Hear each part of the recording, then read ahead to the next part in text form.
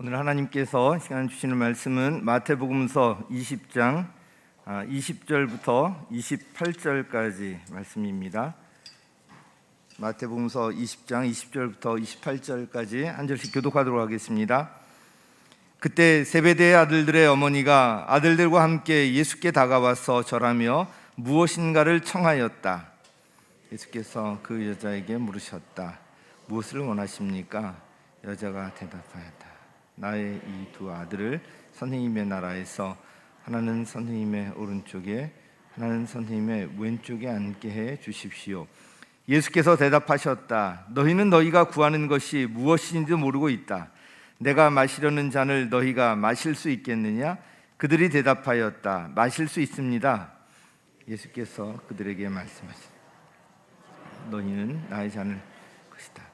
그러나 나의 오른쪽과 왼쪽에 앉히는 그 일은 내가 할 수 있는 것이 아니다. 그 자리는 내 아버지께서 정해 놓으신 사람들에게 돌아갈 것이다. 열 제자가 이 말을 듣고 그 두 형제에게 분개하였다. 예수께서는 그들을 곁에 불러놓고 말씀하셨다. 너희가 아는 대로 이방 민족들의 통치자들은 백성을 마구 내리누르고 고관들은 백성에게 세도를 부린다. 그러나 너희끼리는 그렇게 해서는 안 된다. 너희 가운데서 위대하게 되고자 하는 사람은 누구든지 너희를 섬기는 사람이 되어야 하고 너희 가운데 되고자 하는 사람은 너희의 종이 되어야 한다. 함께 읽겠습니다. 인자는 섬김을 받으러 온 것이 아니라 섬기러 왔으며 많은 사람을 위하여 자기 목숨을 몸값으로 치러주려고 왔다. 아멘.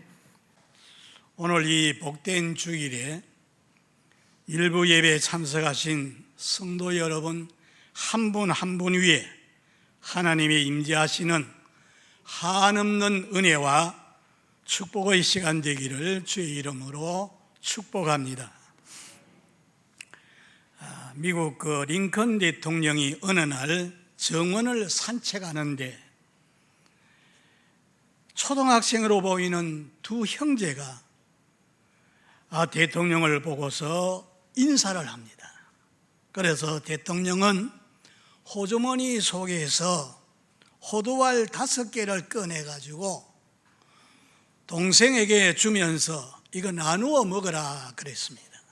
그 동생은 형 보고 내가 받았으니 나는 3개, 형은 2개 하면서 2개를 주니까 형은 내가 형이니 3개, 너는 동생이니 2개 그러면서 아웅다웅 다툽니다. 이거를 보고 대통령은 빙그레 웃고 있는데 뒤따라오던 비서실장이 아이들이 왜 싸웁니까? 대통령은 세계 문제로 싸운다네. 아니 아이들이 무슨 세계 문제입니까? 그 대통령은 아주 천연덕스럽게 세계 문제가 뭐 별거 있나? 서로 골고루 나누어 가지면 될 터인데 서로 더 가지려고 하니까 싸우게 된다. 이 아이들 싸움의 세계 문제도 다 들어있는 것이야. 여러분, 세계사는 전쟁으로 점철되어 있습니다. 그동안 인류는 서로 공조해서 평화롭게 살기 위해서 예수님 오시기 이전에 9,000번이나 평화회담을 했고 예수님 오신 이후에도 10,000번 이상 평화회담을 했지만은 아직도 평화로운 세계가 되지 못하고 지금 러시아에서는 독립한 우크라이나를 침공해가지고 지금 계속 치열하게 전쟁 중입니다. 중동에도 국지전이 계속되고 테러의 위험이 일어나서 떨고 있습니다. 한반도는 어떻습니까? 드디어 북한이 핵무기를 다 만들었다고 선언하고 그동안에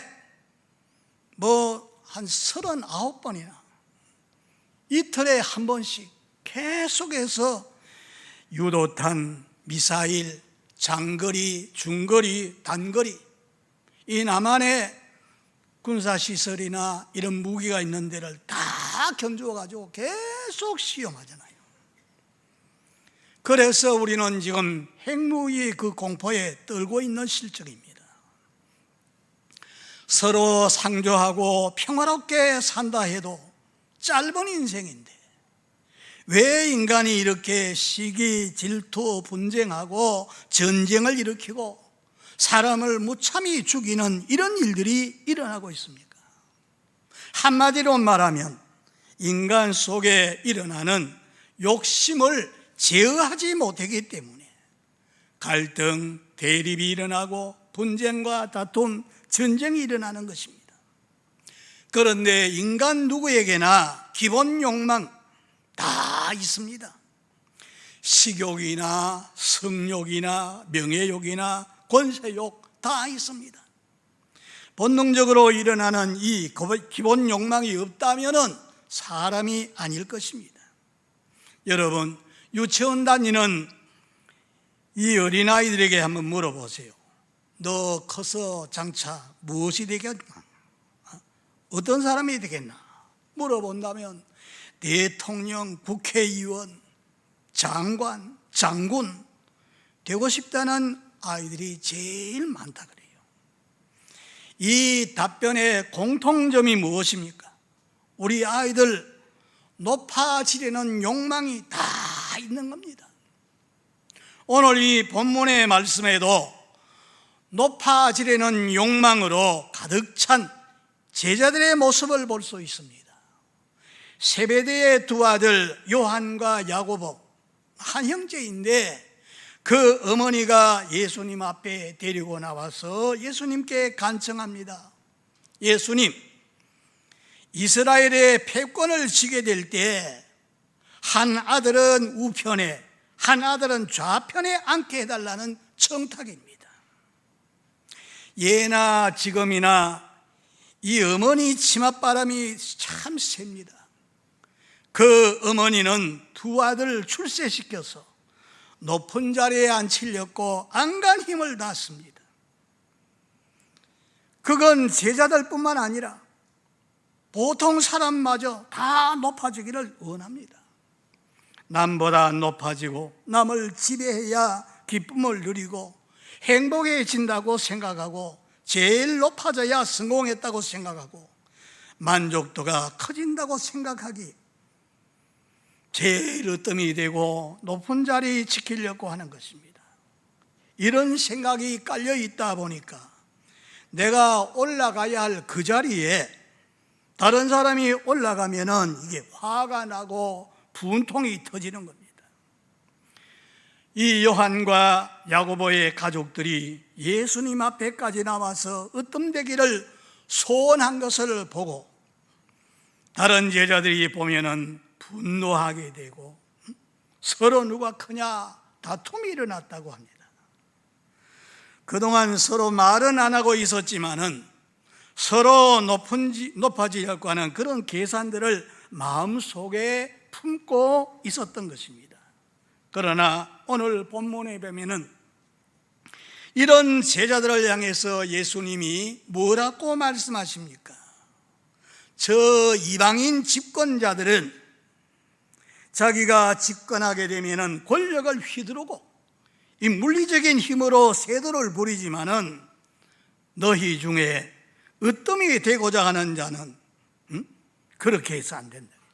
으뜸이 되고자 하는 사람은 종이 되고 섬기는 자가 되라고 말씀하십니다. 역설적인 말씀 같지만은 이게 진리입니다. 예수님은 말씀만 하신 것이 아니라 실제로 그렇게 행하면서 본을 보이셨습니다. 오늘 28절 보세요. 인자가 온 것은 섬김을 받으려 함이 아니라 도리어 섬기려 하고 자기 목숨을 많은 사람의 대속물로 주려 함이라. 예수님이 이 땅에 오신 것은 높임을 받고 섬김을 받으려고 오신 것이 아니라 하나님과 사람을 섬기고 대속물이 되기 위해서 오셨다고 밝힙니다. 그리고 요한복음 13장 14절 15절에 보면은 예수님이 마지막 만찬석에서 수건을 허리에 두르고 이 세수도에 물을 떠가지고 제자들의 발을 한 사람 한 사람 씻기는 이런 모습을 보게 됩니다. 그 자리에 주인이 되시고 스승이 되신 분이 몸종이 하는 발을 씻어놓은 그런 일을 합니다. 이게 바로 가히 혁명적인 일입니다.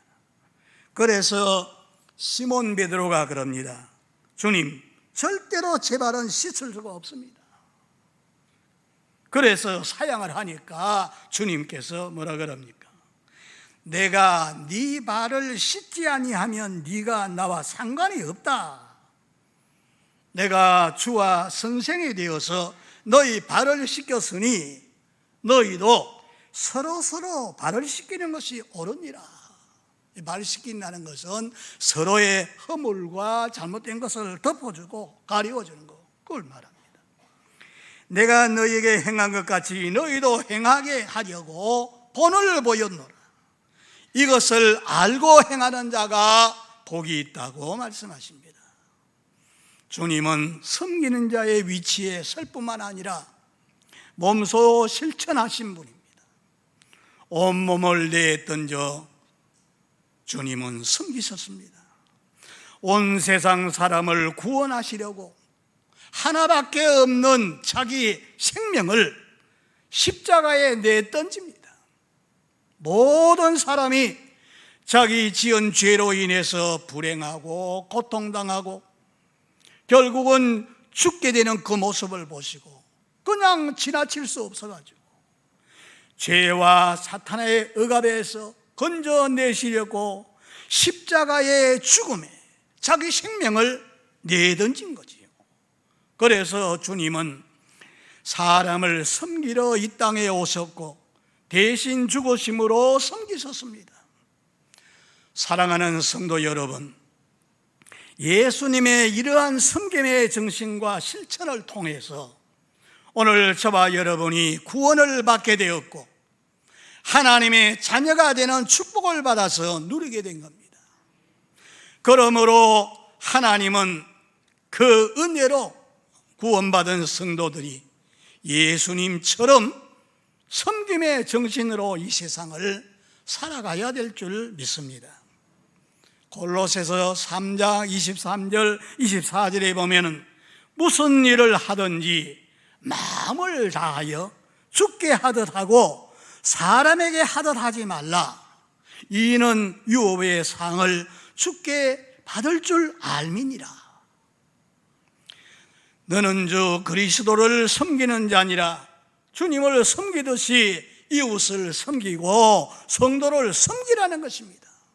이 섬긴다는 말이 헬라 원어에 보니까 디아코니아라고 하는 말인데 원래 그 의미는 식탁에서 음식을 돌리고 포도주 잔을 부어주면서 시중드는다는 그런 뜻입니다. 호텔 같은 데 가면은 그 식당에서 웨이터가 있어요. 이 웨이터는 손님을 정성껏 인사하고 섬기지요. 컵에 물이 떨어지면은 가서 물을 따르어 주고 빈 그릇이 나오면 얼른 치워주고 반찬이 떨어지면 얼른 새 반찬을 갖다 주고 숟가락이나 포크가 바닥에 떨어지면 즉시 새 것을 갖다 주고 혹시 음식이 마음에 들지 않으면 바꾸어 줍니다. 이렇게 식당에서 수용드는 사람은 옛날이나 지금이나 정성을 다해서 손님을 왕처럼 그렇게 섬기는 겁니다. 하나님 섬기는 성도들은 사람을 섬기되 정성을 다해서 섬겨야 된다는 겁니다. 에베소서 2장 10절에 보니까 우리는 그의 만드신 바라 예수 안에서 선한 일을 위해서 지음을 받은 자라 그랬습니다. 베드로전서 4장 10절에 보면 각양 은사를 받은 대로 하나님의 각양 은혜를 맡은 선한 청지기 같이 서로 봉사하라. 우리는 섬기기 위해서 권세를 부여받았습니다. 마태복음 28장 18절에서 20절, 하늘과 땅의 모든 권세에 가지신 그분이 너희는 가라, 모든 족속에게 나가서 그들을 제자로 삼아 아버지와 아들과 성령의 이름으로 세례주고 내가 너에게 분부한 모든 것을 다 가르쳐 지키게 해라. 볼지어다 내가 세상 끝날까지 너희와 항상 함께하리라. 사랑하는 성도 여러분, 하나님과 사람 앞에 하나님의 자녀답게 성도답게 살기를 원하십니까? 높아지려고 하기보다 섬기는 자 되시길 바랍니다. 주님의 몸인 교회에서 지체가 되는 저와 여러분은 성도 이웃을 섬기는 삶을 사시기를 바랍니다. 한 6년 전에 우리 부부가 미국에 이제 갔습니다. 한 40일 동안 그 교회에 나갔다 왔는데, 그게 아들 부부가 나가서 섬기는 교회인데 ANC 온누리 교회인데, 그 성도들이 섬기는 모습을 보고 참 많은 은혜를 받았습니다. 그 미국에서 한 2,000 내지 2,500명이 모이는 그런 좋은 교회였어요. 그 예배를 사업으로 드리는데 아마 우리 교회 이 좌석보다 조금 더 큰 것 같아요. 한 900명 정도 한 번에 모일 수 있는 그런 자리입니다. 그런데 예배 드리는 그 모습에서 저희들이 은혜를 받았어요. 장로님들 다 정정해가지고 나와서 이 줄이 많은데 그 한 줄 한 줄 다 그분들이 써가지고 오는 분들을 다 앞자리에서부터 채우는 거예요. 그렇게 하고 또 거기에는 주일날 낮에 몇백 대나 되는 그런 차들이 오니까 넓은 광장에 주차를 안내하는데 전부 그분들이 다 그렇게 합니다. 예배가 시작됐는데 보니까 이 성가석 여기에 우리는 한 15분이 이래 나오셨는데 그래도 은혜스럽게 찬양을 잘하셨습니다. 한 80여 명이 다 강단에 딱 차요.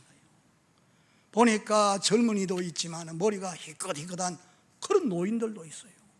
같이 어울려가지고 성도들이 다 일어나서 함께 찬양하는데 그 모습이 막 은혜스러운 거예요.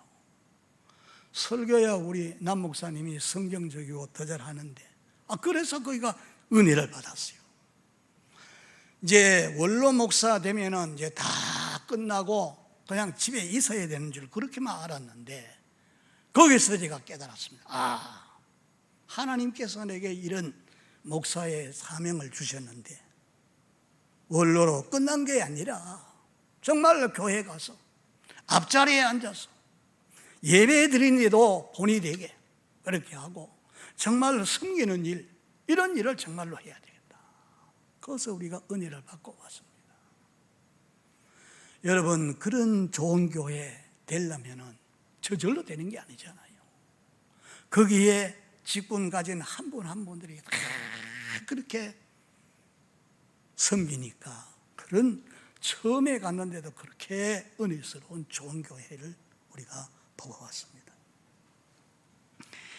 잘 섬기는 일을 할 때 좋은 교회를 만들 수가 있습니다.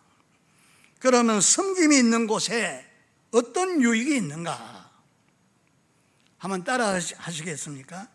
섬김이 있는 곳에 밑으로 떨어질 염려가 없는 것이다. 구소련, 지금은 러시아죠.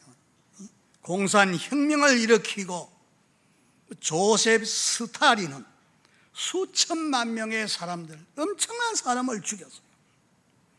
최고의 권좌에 앉았습니다.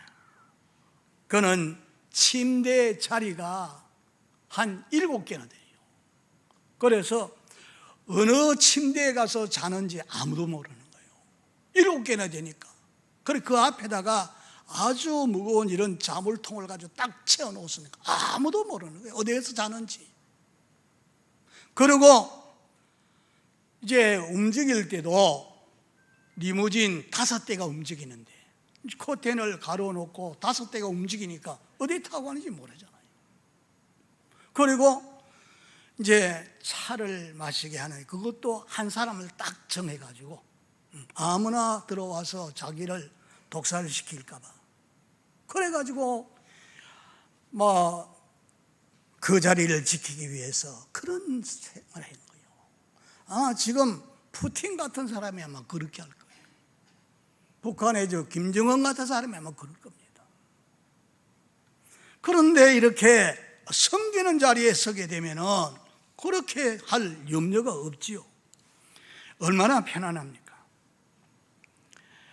이렇게 사람이 높은 자리에 있으면은 항상 떨어질까 봐 걱정이 앞선다는 겁니다.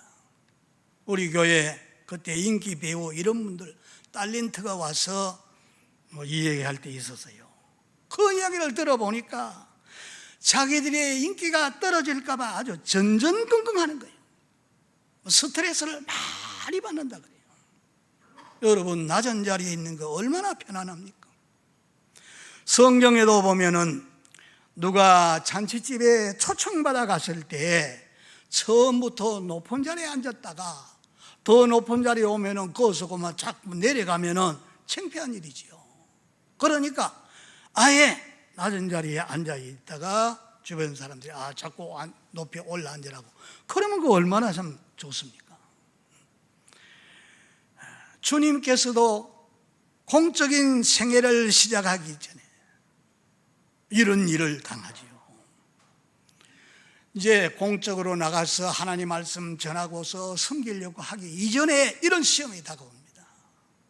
사탄이가 와서 금식하고 있는데 네가 만일 하나님의 아들이거든 돌을 떡이 되게 해서 만들어 먹어라. 이 높은 성전 꼭대기에 뛰어내리라. 발이 돌에 부딪히지 않게 된다. 이런 시험하지요. 그러나 주 너의 하나님을 시험하지 말라. 인기 전술을 써가지고 사람들을 끌어모으는 그런 걸 하지 말라는 거죠. 주님은 그런 시험을 다 이기십니다. 주 하나님만 섬기라 했다 말씀으로 물리치지 않습니까? 저 강남의 어떤 교회 성도님은 부장 검사의 부인인데 전도를 잘한답니다. 그래서 1년에 몇백 명씩을 인도해가지고 전도왕이 몇 번 돼 있는데 자기 수준의 사람들, 변호사나 의사들이나 이런 사람들에게 전도해가지고 교회에 처음 나오면은 처음에 무슨 일을 시키는가 하면은 주방으로 데리고 가가지고 장화를 신고 부엌에서 봉사하는 것부터 가르친다는 겁니다. 처음 교회에 발을 붙인 그런 사람들이 막 푸념을 하면은 이렇게 말한답니다. 당신들 배우지 않으면 하나님 말씀을 받아들일 수 없습니다. 이런 거 배우지 않으면 하나님 말씀 받아들일 수 없어요. 하나님 만날 수도 없고 하나님 앞에서 자기 자신을 깨뜨리고 배우지 않으면 하나님 모실 수도 없고 하나님께 쓰임받을 수도 없습니다. 당신들이 하나님 앞에 뭡니까? 아무것도 아니지 않습니까? 당신의 지위를 내려놓으세요. 부자라고 하는 의식이나 배웠다고 하는 의식, 모든 것 다 비우세요. 그래야 하나님 기뻐하시는 섬김의 삶을 살 수 있습니다. 참 옳은 말이죠. 하나님 앞에 나와서 하나님의 이름으로 봉사하는데 자기의 돈, 자기 지위, 명예 하는 일이 뭐 그리 중요합니까? 우리 주님은 하나님의 아들이란 신분을 내려놓고 하나님과 동등 되신 분인데 하늘 보좌를 비우시고 사람의 몸을 입고 인간 세상에 오셨습니다. 그리고 둘째로 섬김이 있는 곳에는 또 다른 유익이 있습니다. 한번 따라 하시겠습니까? 마음이 하나 되고 화목하고 기쁨이 넘치게 된다. 비가 촉촉하게 내리는 어느 시골집에서 아들이 입이 궁금해가지고 아이고 시루떡 먹고 싶다. 그러니까 아내는 살방아를 찧어다가 넋을 위에 앉혀놓고서 이제 불을 떼는데 시아버지가 며느리 아끼느라고 아궁이에 장작불을 장작 갖다 놓고 막 불을 피웁니다. 얼마나 불이 막 피어오르는데 계속 불을 떼니까 그만 달아오르니까 펑 하고 그만 떡스루가 터졌어요. 그러니까 시아버지가 아이고 이 늙은이가 떡 빨리 먹으려고 불을 너무 세게 지폈더니만 떡시루가 터졌다. 그러니까 옆에서 며느리가 어쩔 줄을 몰라. 아이고 제가 물을 바로 맞추지 못해서 그래요. 막 어쩔 줄 몰라 하고 있는데 옆에 시어머니가 젊은이가 뭘 아나. 내가 물을 맞추어서 부어 놓을 걸 그랬다. 그 말을 하는데 물지개를 쥐고 들어오는 모습이 그럽니다. 아니요, 제가 게을러서 물을 많이 두멍에 물을 퍼놓지 못해서 그랬습니다. 그러니까 방에서 아들이 나오면서 아닙니다. 내가 괜히 떡 먹고 싶다 그래가지고 이렇게 됐으니까 이 내 탓입니다. 서로 자기 탓이라는 거예요. 이 집에는 떡시루가 터져도 잘 되는 집입니다. 여러분, 우리 가정이나 또 우리 공동체, 우리 나라 보세요. 내 탓이라 그럽니까? 전부 네 탓이다. 전 정권이 어떻고 지금 정권이 잘못하고 전부 그것 때문에 지금 싸우고 있지 않습니까? 내 탓이라, 내 때문에. 한때 천주교에서는 내 탓이라 이거를 표를 만들어 가지고 달고 다녔어요. 내 탓이라. 서로 그렇게 된다면 화목하게 되고 하나가 될 수가 있는 겁니다.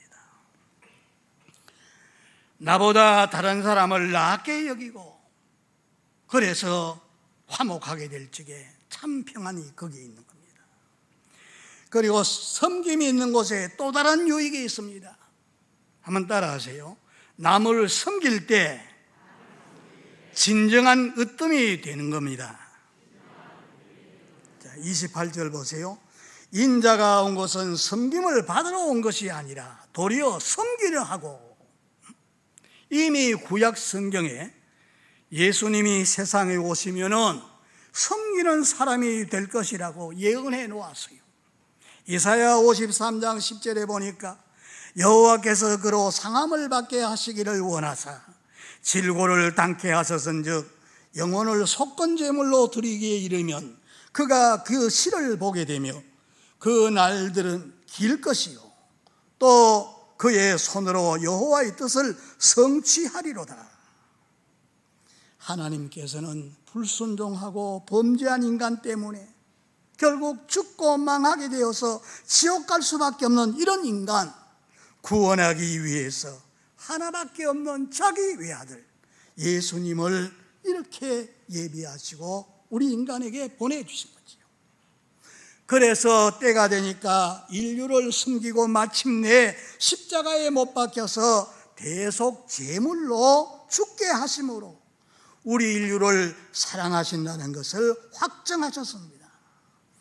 예수님이 이 세상에 오신 것은 선한 인간을 섬기고 선한 인간을 대신해서 죽으시려고 오셨어요. 그래서 십자가에 못 박혀 죽으셨는데 저 음부 밑바닥까지 내려가선 그 예수를 하나님이 다시 살리셔가지고 가장 으뜸으로 하나님 보좌 우편에 앉게 하시고 하늘과 땅의 모든 권세를 그분 가지게 하신 거지요. 여러분, 한 가지 질문하겠습니다. 지금 누구를 가장 으뜸으로 섬깁니까?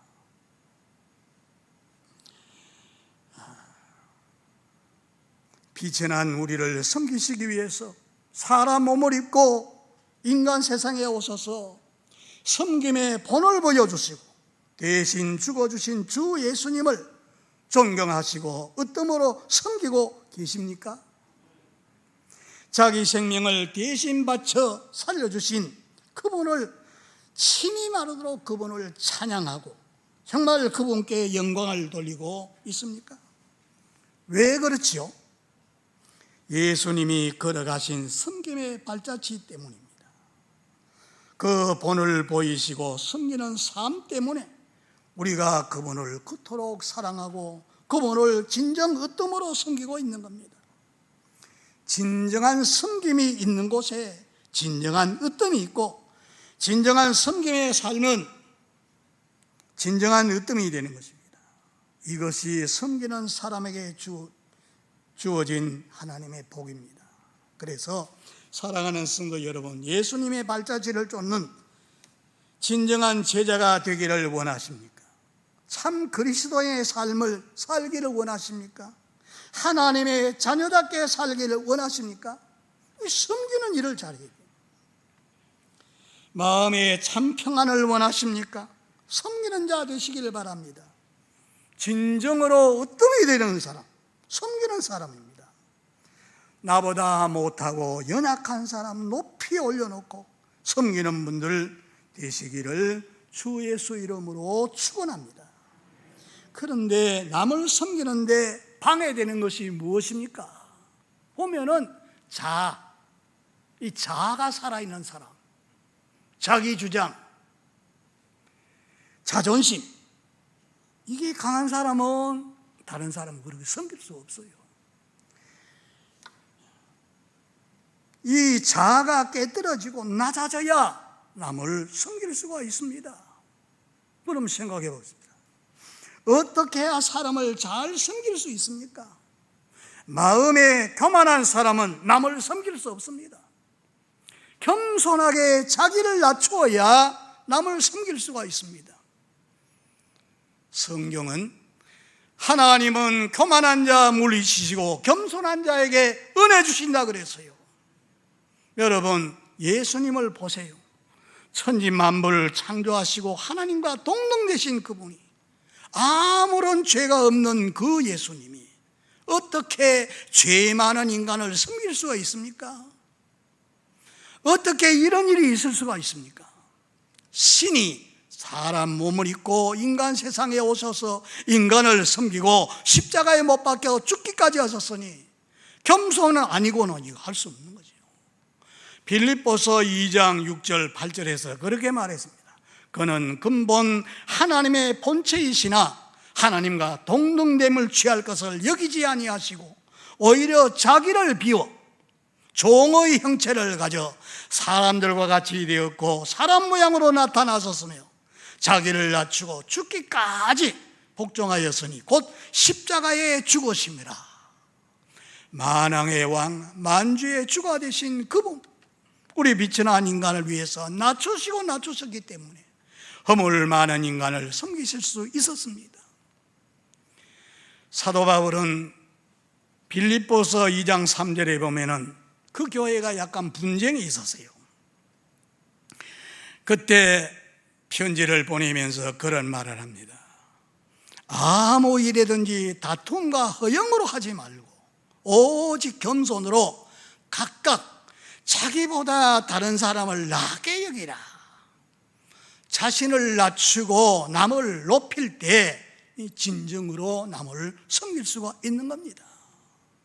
이 기독교에서 유명한 성 프랜시스, 아주 그분이 참 위대하고 아주 귀한 분이죠. 자기의 모든 은사와 그 은혜, 이 가장 뛰어난 것은 자신을 이기고 예수를 위해서 고난과 모욕과 수치와 역경을 참을 때, 자기 자신을 가장 낮추고 섬길 때 그 속에 진정한 기쁨이 있다, 그런 말을 했습니다. 아버지가 큰 부자였는데 그 재산 다 가난한 사람에게 다 나누어 주고 그는 거리의 천사가 됩니다. 성자가 됩니다. 그래서 많은 사람에게 영향력을 끼친 그런 분이 된 거지요.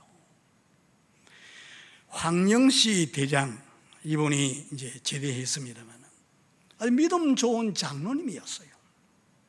별 3개를 달았지만은 소령에 불과한 군목에게 아주 깍듯이 대합니다. 그러니까 그 부대에 중령이나 대령, 심지어는 별단 사람까지도 군목님을 깍듯이 대합니다. 그런데 이분이 한 번은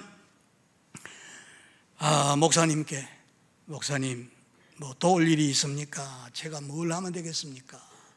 그러니까 목사왈, 그러면 장로님 다음 주일부터 교회에 먼저 나오셔가지고 이 주보를 사병들에게 좀 나누어주세요. 그래, 예, 알겠습니다. 그래서 이 황영시 장군이 그 군인교회에 주보를 나누어주면서 인사를 깍듯이 하고 이렇게 하니까 사병들에게 그 소문이 퍼지니까, 야, 우리 부대 최고의 대장 그 인사를 한번 받아보자. 그러면서 막 몰려들기 시작하는데 교회가 막 부흥이 된 거예요. 이렇게 참 자기의 그 섬김을 통해서 복음을 전파하게 되고 많은 사람들에게 영향력을 끼치게 되는 거죠. 교회 일을 하면서 원망 불평이 나오는 것은 자기를 낮추지 못해서 그래요. 다 겸손하게 낮아져서 섬기러 오신 그리스도를 본받아서 쫓아가는 저와 여러분 되시기를 주의 이름으로 축복합니다. 이제 마지막으로 사람을 섬기는 또 다른 실천 방법이 있는데 한번 따라하겠습니까? 희생과 헌신, 땀과 눈물을 쏟아야 한다. 우리 지금 가정교회 세미나 하는데 아마 목자, 목녀로 섬기는 여러분들 다 이런 걸 지금 자기가 체험하게 되고 은혜를 받지 않습니까? 히브리서 5장 7절에 보면은 예수님은 육체에 계실 때에 심한 통곡과 눈물로 간구와 소원을 하나님께 아뢰었다. 그의 섬김을 통해서 하나님은 들어주셨다. 그런 말이 있습니다. 예수님도 그렇게 눈물과 고통 이런 것을 막 간구와 소원을 하나님께 아뢰었다 그랬습니다. 주님은 한평생 하나님 섬기고 사람 섬기는데 본을 보여주시고 마침내 십자가에 못 박혀 물과 피를 다 쏟으시고 희생과 헌신으로 섬기셨습니다. 왜 아무 죄 없는 분이 그토록 능욕과 지옥을 다 당하시면서 십자가의 중한 고통 다 당하시면서 왜 죽으십니까? 하나님을 떠나 죄에 빠지고 사탄에 잡혀서 한없이 고생하다가 결국 죽으면 다 지옥 갈 수밖에 없는 이런 인간을 살리기 위해서 그런 희생과 헌신이 따르는 성경으로 본을 보여주신 겁니다. 몇 년 전에 우리 교회가 가정교회로 본격적으로 시작하기 전에 우리 목자, 목녀 되는 분들이 가정교회 잘 섬기는 그런 교회 그 아마 세미나에 참석을 했어요. 이분들이 갔다 와서 간증을 합니다. 예배를 드리는데 아주 생동함이 넘치고 살아 움직이는 역동적인 그런 예배를 드리는데 가장 기뻐하시는 영혼을 구원하기 위해서 기도하고 목원들 섬기는 목자들의 모습을 보고 거기에서 깨어지고 도전을 받고 충격을 받고 그래서 와서 간증을 합니다. 가보니까 가정 형편도 그렇게 넉넉지 않은 가정인데 너무 비좁은데 거기에 목원들이 7, 8명 되는데 모여 식사를 같이 하고 주일날 교회 강단에서 목사님 설교 그 말씀을 실천에 옮기며 살았는데 그걸 가지고 서로 간증을 합니다. 그걸 어떻게 적용했다는 거, 그러니 결과가 어떻게 됐다는 거 이런 걸 서로 이야기하는데 세상의 혈육의 형제에게도 말 못할 그런 사정들을 전부 목원들이 막 내놓고서 이야기하고 그러다 보니까 시간 가는 줄 모르는 거예요. 왜 시간을 그렇게 하는데 심지어는 이 서울 시내 교회인데 저 덕양리에 있는 목원이 같이 참여해가지고 또 은혜를 받게 되는 거죠. 그러면서 우리가 이 가정교회, 목장교회 시작한 거 하나님의 축복이라 그러면서 간증하는 것을 들었습니다. 우리 교회에서도 아마 와서 그분들이 은혜 받고 여러분의 섬기는 모습을 보고 가서 아마 그들이 또 간증하고 그럴 겁니다. 여러분, 이런 교회가 되려면은 저절로 되는 게 아니죠. 하나님을 사랑하고 영혼을 사랑하는 목자들이 희생과 헌신, 눈물, 땀을 쏟지 않고서는 저절로 그런 목장, 그런 교회가 될 수가 없는 겁니다. 지난번에도 한번 얘기했습니다만 와나메이커에 대한 이야기를 여러분 잘 아시죠? 이 와나메이커는 여자 5학년을 담임하고 있는 그런 주일학교 교사였습니다. 그는 대신방 때 메리 수산나의 집을 방문하게 됩니다. 낡은 대문에 초인종을 누르니까, 벨을 누르니까 남루한 옷을 입은 한 부인이 나옵니다. 그 엄마임을 짐작하고 안녕하세요, 주일학교에서 수산나를 맡고 있는 와나메이커 선생이라고 합니다. 이 말을 듣고 있던 그 어머니 얼굴이 막 창백해지면서 땅바닥에 주저앉고 막 흐느껴 우는 거예요. 그 한참 있다가 일어나서 하는 말이, 선생님이 그렇게 좋아하고 사랑하는 그 수산나는 지금 세상 사람이 아닙니다. 죽었다는 거예요. 그 말을 듣는데 그만 막 망치로 한 대 맞은 것 같습니다. 뭐라고 얘기하는가 하면은, 엄마, 나 이제 교회 안 갈래. 말을 더듬어서 성경도 암송 못하고 엄마가 헌금도 주지 않고 헌금도 못 내고 그 선생님이 내 이름도 모른단 말이야. 나 이제 안 갈래. 그러고서 몇 주 교회를 안 갔어요. 그러다가 친구들과 어울려가지고 예배드리는 그 시간에 스케이트를 꺼내가지고서 스케이트 타러 간다고 가다가 교통사고를 만나서 그 죽은 거예요. 그래서 이 와나메이커가 하나님 말씀이 막 자기를 막 치는 겁니다. 마가복음 9장 42절에 그 말씀이 괴롭힙니다. 누구든지 나를 믿는 이 소자 중 하나를 실족케 하면은 차라리 연자맷돌을 그 목에 달리우고 바다에 던지움이 나으니라. 이 말씀이 막 자기 귀치에 막 소리가 들리니까 그만 그는 교회로 달려갔습니다. 지하 기도실로 가가지고 가슴을 치고 땅바닥을 치면서, 하나님, 제가 그 아이를 실족시켰습니다. 그 죄를 용서해달라고 막 하나님 앞에 울부짖으면서 회개 기도를 합니다. 제가 이제 어린 영혼들을 위해서 내 삶 전체를 바치겠습니다. 그래가지고 그분이 백화점을 했는데 백화점을 참 잘 돼가지고 아주 부자가 되죠. 나중에는 최신부 장관까지 되었습니다만, 그래도 자기가 하나님 앞에 기도한 대로 주일날이면 꼭 교회 와서 어린아이들을 돌보고서 그 어린아이 구령 사업을 위해서 그렇게 헌신하고 이바지한 그런 인물이 된 겁니다.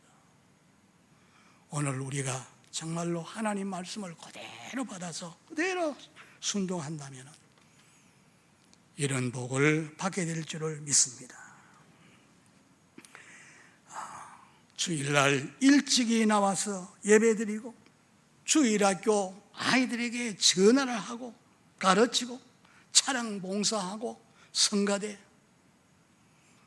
지금 아주 코로나 이런 어려움을 겪으면서도 여러분은 그 위치를 지키면서 이렇게 하시는데, 우리 교회 한 그래도 전에 한 60명씩 이렇게 앉을 때 있었는데 좀 더 많아져서, 내가 지금 선거대 하다가 안 하는 분들한테 지금 개인적으로 이 얘기를 합니다. 왜 안 하느냐고. 좀 그렇게 해서 우리가 다시 이게 회복되어져야 되겠어요. 나와서 주일날에도 선거대가 서가지고 선거를 했어요. 얼마나 은혜스럽고 좋아요. 이게 다시 회복되어져서 정말로 오늘 주신 말씀대로 섬기는 자가 되어서 좋은 교회를 만들어 정말 하나님의 복을 받아 누리는 저와 여러분 다 되시기를 주 예수 이름으로 축복합니다.